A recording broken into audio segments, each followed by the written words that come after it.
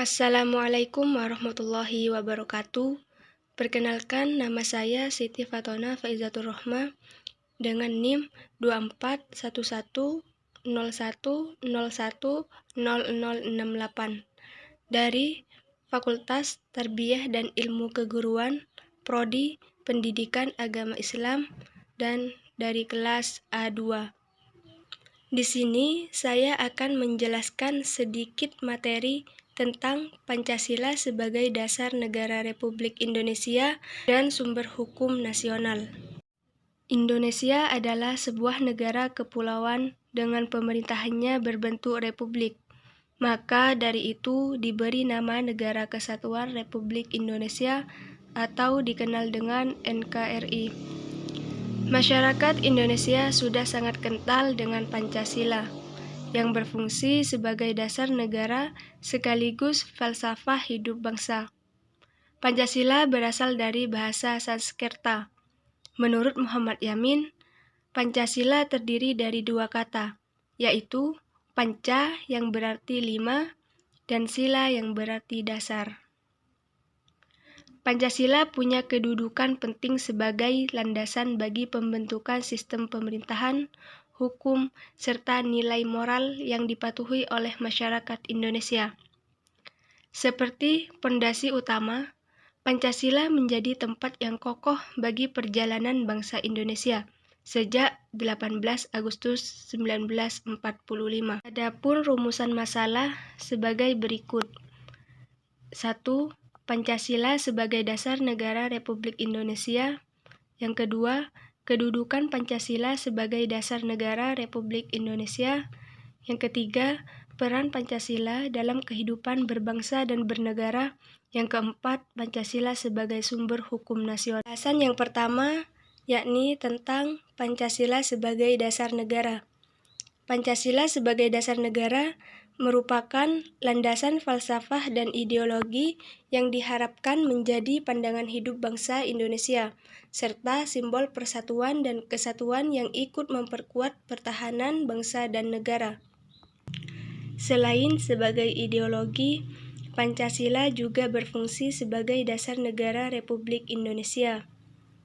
Nilai-nilai Pancasila pertama kali tersimpan dalam Piagam Jakarta pada tanggal 22 Juni 1945, kemudian dijadikan dasar negara dalam pembukaan Undang-Undang Dasar 1945 sebagai payung hukum. Pancasila juga menggambarkan nilai, prinsip, dan tujuan yang menjadi landasan ideologi bangsa Indonesia. Kesepakatan yang disepakati pada saat Proklamasi Kemerdekaan Indonesia pada 17 Agustus 1945. Semua pengaturan kehidupan kenegaraan bagi bangsa Indonesia harus tertuju pada Pancasila, yang berarti setiap perkembangan norma dan aturan hukum dalam kehidupan berbangsa wajib berlandaskan pada nilai-nilai Pancasila. Pancasila sebagai dasar negara menjadi sumber segala hukum sekalipun menjadi cita-cita hukum. Maka Pancasila ada di dalam ketentuan tertinggi pembukaan Undang-Undang Dasar 1945 yang kemudian dijabarkan lebih lanjut dalam pokok-pokok pikiran. Pada akhirnya dikonkretkan dalam pasal-pasal Undang-Undang Dasar 1945 serta hukum lainnya. Ketegasan Pancasila sebagai dasar negara dibukukan dalam pembukaan dan ketetapan MPR nomor 18/MPR/1998 yang mencabut ketetapan MPR nomor 2/MPR/1978 mengenai pedoman penghayatan dan pengalaman Pancasila sekaligus mempertegas kedudukan Pancasila sebagai dasar negara. Oleh karena itu, Undang-Undang Nomor 12 Tahun 2011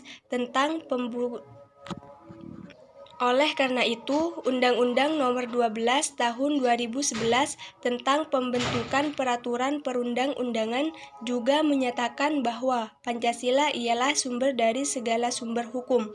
Sebagai dasar negara, Pembukaan Undang-Undang 1945, Pancasila ditempatkan sebagai dasar dan ideologi dengan landasan filosofis bagi bangsa dan negara, sehingga setiap peraturan perundang-undangan tidak ada yang bertentangan dengan nilai-nilai yang terkait dalam Pancasila.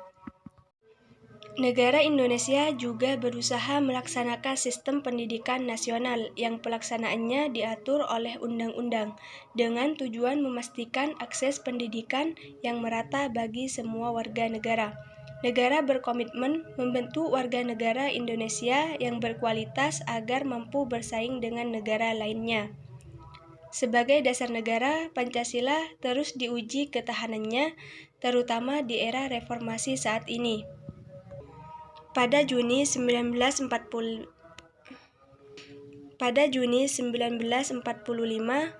konsep kenegaraan yang sangat penting bagi Indonesia mulai terbentuk, ditandai dengan lahirnya Pancasila. Pancasila lahir pada 1 Juni 1945 dan resmi memutuskan pada 18 Agustus 1945 bersamaan dengan pengesahan Undang-Undang Dasar 1945, yakni nilai-nilai Pancasila diantaranya 1. Ketuhanan yang Maha Esa. Nilai dalam sila pertama tentang ketuhanan. Banyak di antara kita yang masih kurang paham dalam mengartikan makna dari sila yang pertama. Makna dari ketuhanan yang Maha Esa ini ialah Tuhan yang jumlahnya hanya ada satu. Tetapi dari bahasa Sanskerta, Maha berarti mulia, namun Esa berarti keberadaan yang nyata. Negara Indonesia memberikan kebebasan beribadah sesuai dengan keyakinan atau kepercayaan hati masing-masing. Pada sila pertama, menjadi sumber yang sangat mendasar sebagai nilai-nilai dalam aspek kehidupan bangsa Indonesia. Kemanusiaan yang adil dan beradab. Pada sila yang kedua ini terkandung nilai-nilai kemanusiaan yang harus diperhatikan dan diterapkan dalam kehidupan sehari-hari. Kemanusiaan yang adil ini memiliki arti bahwa sebagai makhluk sosial yang sebenarnya tidak bisa hidup sendiri dan membutuhkan bantuan orang lain, maka kita tidak boleh mementingkan diri sendiri dan harus bersikap adil, baik terhadap diri sendiri, orang lain, maupun bangsa dan negara, serta adil terhadap lingkungan sekitar dan adil terhadap Tuhan yang Maha Esa. Kemanusiaan ini salah satu wujud dari berbagai proses antar masyarakat yang saling menghormati satu dengan yang lainnya. 3. Persatuan Indonesia. Sila yang ketiga ini dapat dilambangkan dengan Bhinneka Tunggal Ika, mempunyai arti berbeda-beda tapi tetap satu tujuan. Persatuan Indonesia menjadi salah satu faktor yang penting dalam kehidupan bangsa Indonesia. Melalui persatuan dapat mewujudkan perdamaian antar masyarakat. Semangat persatuan merupakan kunci atas terbentuknya Indonesia yang merdeka. Makanya persatuan menjadi hal terpenting yang harus ditingkatkan agar bisa menjadi negara yang aman, damai, tanpa adanya konflik sesama masyarakat Indonesia. Keempat, yakni kerakyatan yang dipimpin oleh hikmat kebijaksanaan dalam permusyawaratan atau perwakilan. Mencerminkan keyakinan Indonesia pada prinsip demokrasi.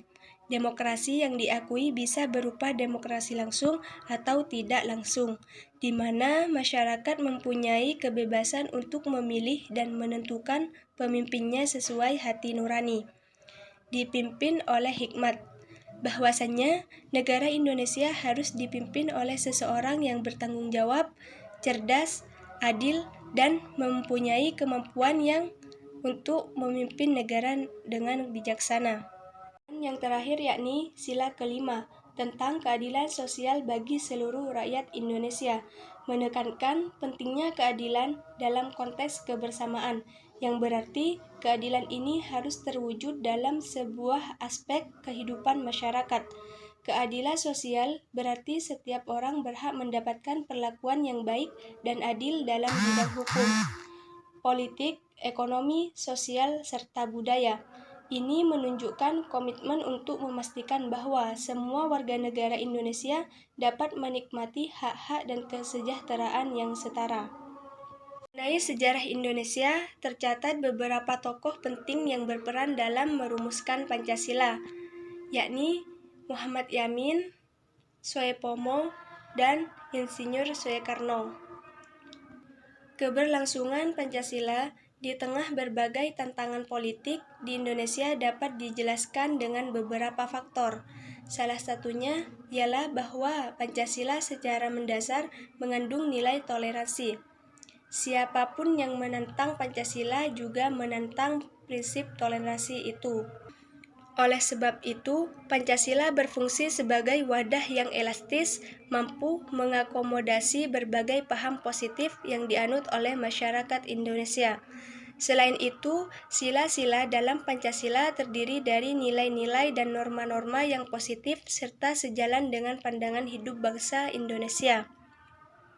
Nilai Pancasila yang diharapkan bagi bangsa Indonesia yaitu menggabungkan Pancasila dalam sistem filsafat untuk menjadikannya sebagai asas kerohanian bangsa.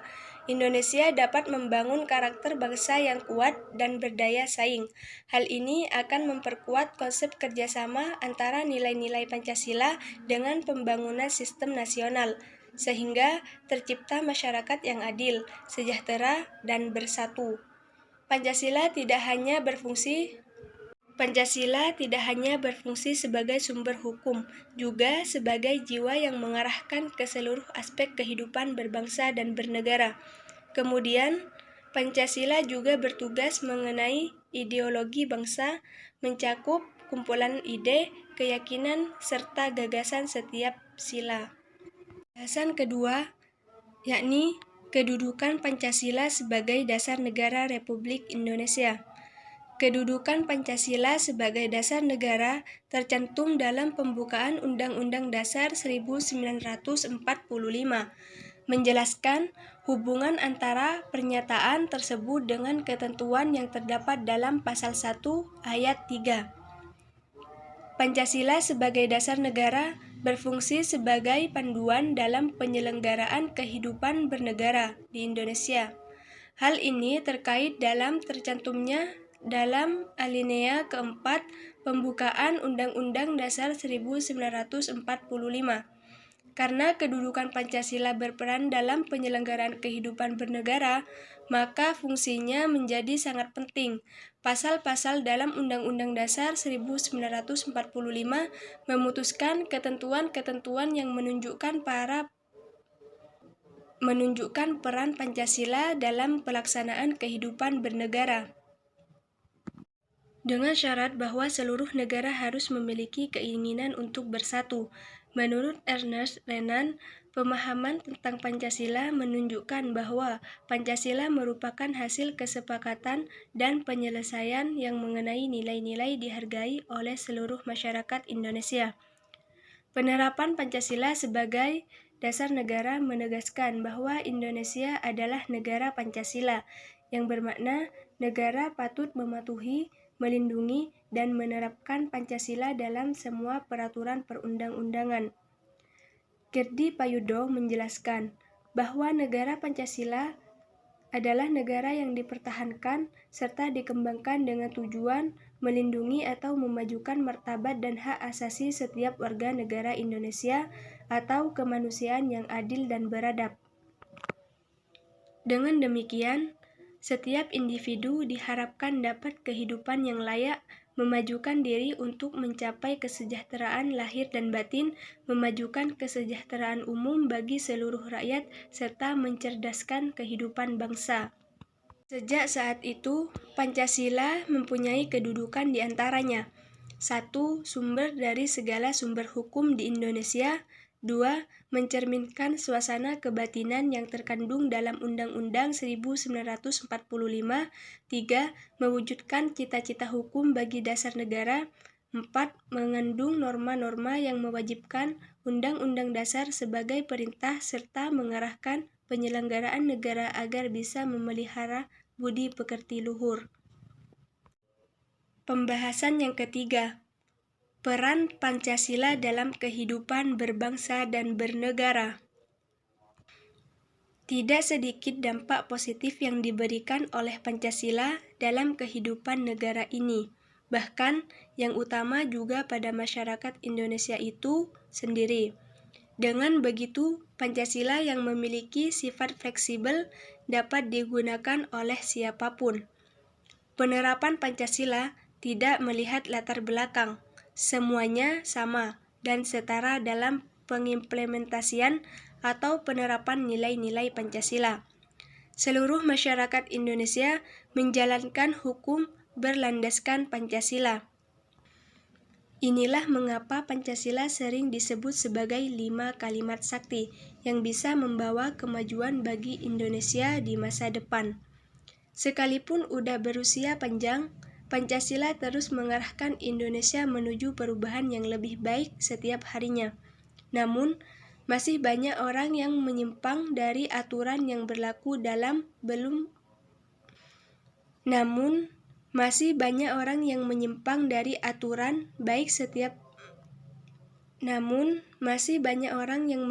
dari aturan yang berlaku dan belum menggambarkan sikap yang Pancasila. Akan tetapi, hal ini tidak akan mengurangi nilai-nilai baik dalam Pancasila. Sebaiknya, setiap orang menyadari pentingnya mengimplementasikan nilai-nilai Pancasila dalam kehidupan berbangsa dan bernegara.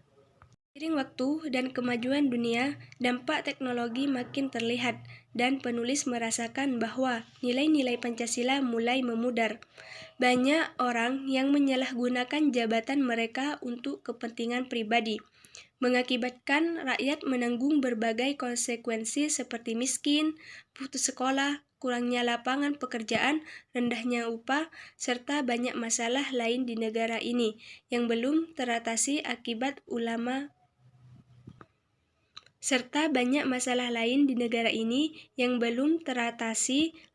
ulah oknum pejabat. Namun tidak hanya atasan yang berperilaku Dengan adanya teknologi saat ini, kita semakin mudah untuk mendapatkan informasi apa saja. Meskipun arus globalisasi tidak dapat dihambat, kita masih mempunyai pilihan untuk mempertahankan budaya kita dengan menanamkan Pancasila. Pancasila berperan sebagai penyaring dalam menghadapi arus globalisasi yang semakin tidak terhalang lagi. Dengan semboyan Bhinneka Tunggal Ika, Pancasila mengingatkan kita untuk selalu cinta terhadap tanah air Indonesia. Disinilah Pancasila mempunyai peran penting sebagai pedoman dalam kehidupan berbangsa dan negara. Pancasila menjadi dasar untuk mengelola iptek, sehingga tiap ilmu dan teknologi yang berkembang di Indonesia sesuai dengan nilai-nilai bangsa dan tidak bertentangan dengan nilai-nilai yang terkait dalam Pancasila. Pembahasan 4. Pancasila sebagai sumber hukum nasional. Selain dasar negara, Pancasila juga berfungsi sebagai sumber utama dari semua hukum yang berlaku di Indonesia. Hukum nasional ialah suatu sistem hukum yang menjadi kebiasaan dalam sejarah panjang bangsa ini dan merupakan hasil dari budaya masyarakat Indonesia yang bersifat nasional. Dengan demikian, hukum nasional mencakup seluruh masyarakat yang berada dalam batas wilayah negara Indonesia. Sesuai dengan Undang-Undang Dasar 1945, dengan adanya sistem hukum nasional yang dibangun berdasarkan cita-cita dan norma negara. Pembangunan nasional, termasuk pengembangan hukum, dapat berjalan lebih terarah, terpadu, dan keberlanjutan, karena didukung oleh perencanaan yang matang. Inti dari sistem hukum ini adalah keselarasan, keserasian, dan kesinambungan antara kepentingan individu, masyarakat, dan negara yang tercermin melalui Pancasila. Pelaksanaannya membutuhkan sikap disiplin dan pengendalian diri yang menyeluruh. Ini berarti bahwa semua peraturan perundang-undangan yang berlaku di Indonesia harus berlandaskan pada nilai-nilai Pancasila. Oleh karena itu, Pancasila berfungsi sebagai landasan normatif yang harus dijadikan acuan dalam pembuatan hukum, baik di tingkat pusat maupun daerah. Karakteristik utama dari hukum nasional adalah berlandaskan pada Pancasila sebagai dasar filosofis bangsa dan Undang-Undang Dasar 1945 sebagai konstitusi negara. Sejarah membuktikan bahwa sifat hukum nasional berubah sering dengan perkembangan bentuk politik yang ada. Meskipun tingkat kapasitasnya bervariasi, sistem politik yang demokratis selalu melahirkan produk hukum yang responsif dan otonom. Di sisi lain, bentuk politik yang otoriter cenderung menghasilkan produk hukum yang konservatif dan tradisional. Pengalaman sejarah menjadikan sistem hukum nasional mempunyai dialektika yang rumit dan menantang, sehingga sampai saat ini belum ada sistem hukum nasional yang sepenuhnya representatif. Namun, ini tidak berarti bahwa ide tentang sistem hukum nasional yang ideal tidak perlu dibahas. Menurut Bernard Arif Siddhartha, karakteristik dari hukum nasional yaitu A. Memiliki pandangan yang luas mengenai kebangsaan dan keberagaman Nusantara. Yang B. Mengakomodasi kesadaran hukum dari berbagai kelompok etnis dan kepercayaan agama.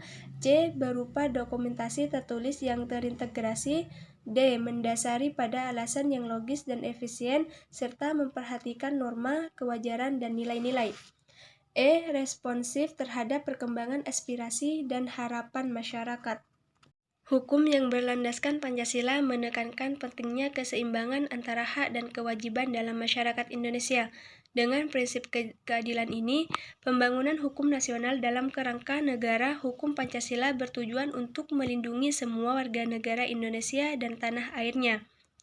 Cita-cita serta tujuan bangsa, masyarakat, dan individu, termasuk jiwa, kebebasan, kehormatan, dan harta mereka, serta mendukung pelaksanaan pembangunan. Dalam hal ini, hukum seharusnya berfungsi sebagai alat untuk mendukung modernisasi